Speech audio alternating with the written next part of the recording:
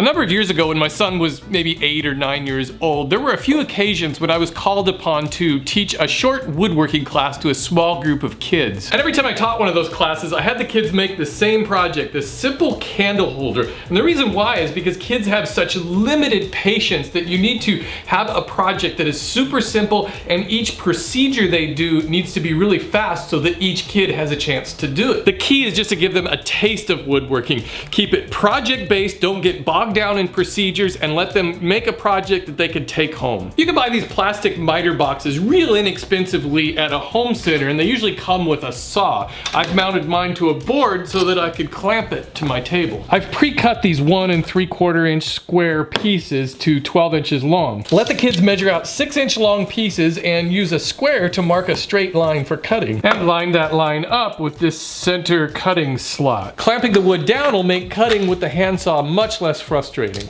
And let them start sawing. Some kids will saw all the way through the board and be very determined, and other kids will only last about 35 or 40 seconds. Don't force the issue. If they get bored with it, just let them move on. Have them draw a 3.5 by 3.5 inch square without using a tape measure.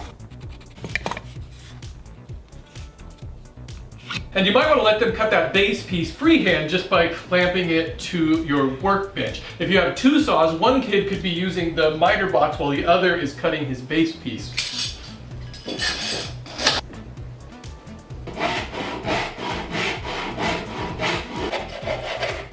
And give them each a sheet of 150 grit sandpaper and let them sand away.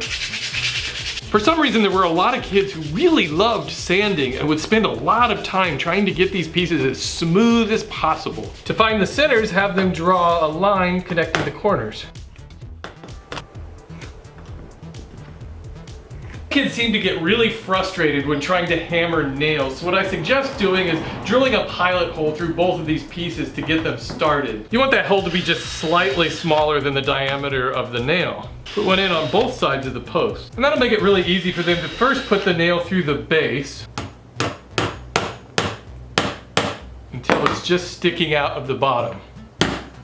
They're gonna want to use gobs and gobs of glue on this, but try to convince them they only need a little bit. They might need a little bit of help lining that nail up with the hole in the post. Those pilot holes will make it pretty easy for them to drive that nail in. And they can drive this nail in the top only halfway down. And it'd probably be best if you snipped the head off the nail.